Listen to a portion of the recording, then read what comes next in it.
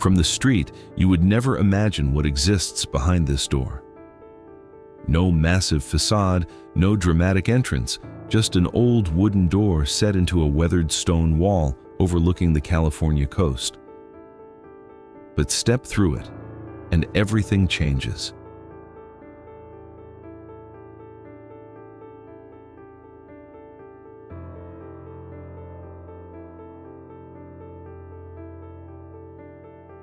The first courtyard feels as if it has been here for generations.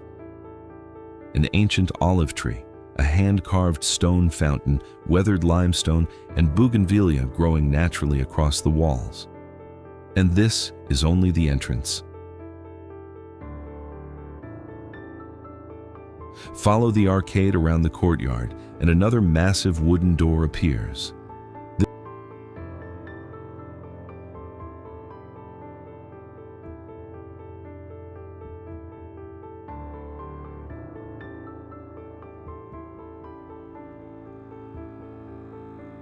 This one leads inside.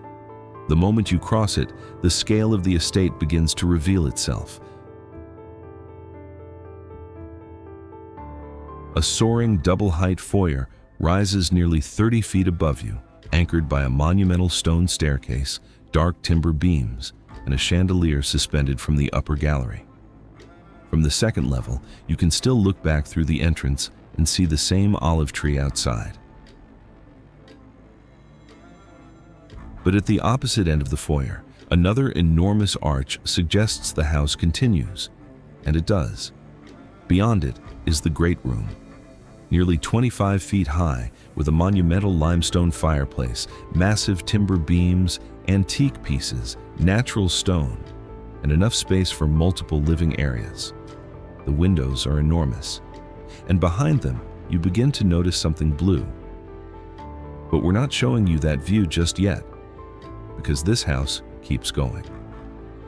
Through another stone opening, the architecture suddenly becomes brighter, and then you see the kitchen, two enormous monolithic stone islands, each nearly 16 feet long, custom walnut cabinetry, a hand-carved stone range hood, aged brass, hand-painted tile. Nothing here feels mass-produced or overly perfect. Every surface was designed to feel as though it belongs to the architecture. And hidden behind what appears to be a simple walnut wall is an entire second professional kitchen. But look through the French doors on the opposite side, and there's another courtyard. This one is smaller and more intimate, surrounded by bougainvillea, aged stone, Mediterranean trees, and another fountain. Across the courtyard, another arcade leads to the formal dining room. A handcrafted walnut table stretches through the center of the room with seating for 16. Antique iron chandeliers hang beneath massive timber beams. But once again, the most interesting part isn't the room itself. It's what lies beyond it. Open every French door, and another courtyard appears. Because behind the fountain is yet another series of stone arches. Follow them. And the house becomes quiet. A narrow passage leads away from the main entertaining spaces. At the end, you see only water and the trunk of an enormous olive tree. Then the entire courtyard appears. An ancient olive tree rises from a stone island surrounded by a perfectly still reflecting pool. But hidden behind the arcade is another surprise. A monumental exterior staircase leads to a private gallery on the second floor. And at the end of that gallery is the primary suite. This isn't simply a bedroom. It's an entire private wing.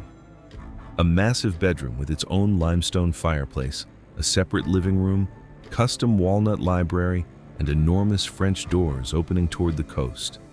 And now, for the first time, you can clearly see the Pacific, but only part of it. Step onto the private terrace, and the scale of the location finally becomes clear.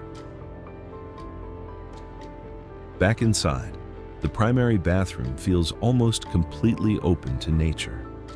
A monolithic bathtub carved from a single block of stone sits at the center.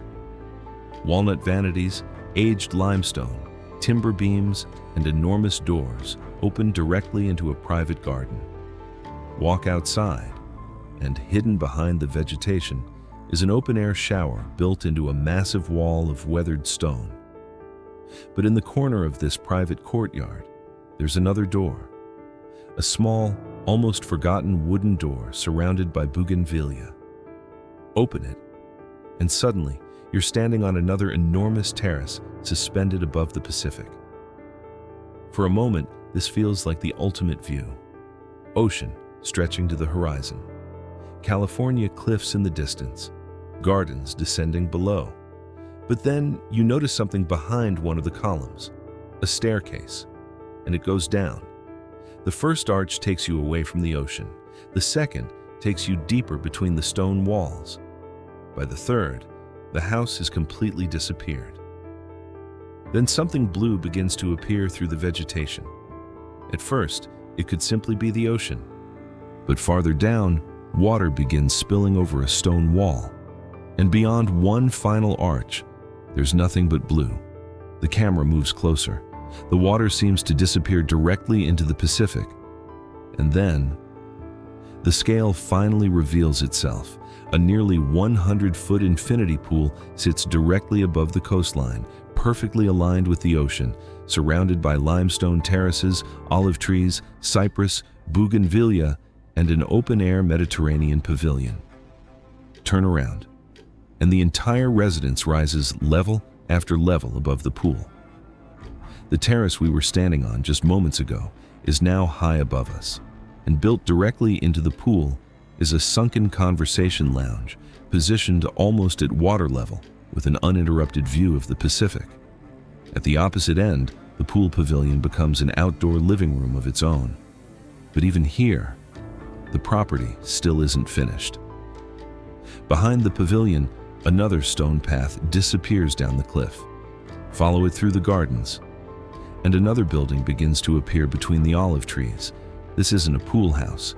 It's an approximately 4,000 square foot guest house, a completely independent two-story Spanish Mediterranean residence with its own gardens, terraces, fountain, and Pacific views. And from its terrace, look back through the trees. The main residence is now far above you. Only then do you begin to understand just how much land separates everything you've seen. So let's finally see it from the air. Starting just above the infinity pool, the drone begins to rise. First, the pool and pavilion, then the terraced gardens, the guest house, the lower grounds.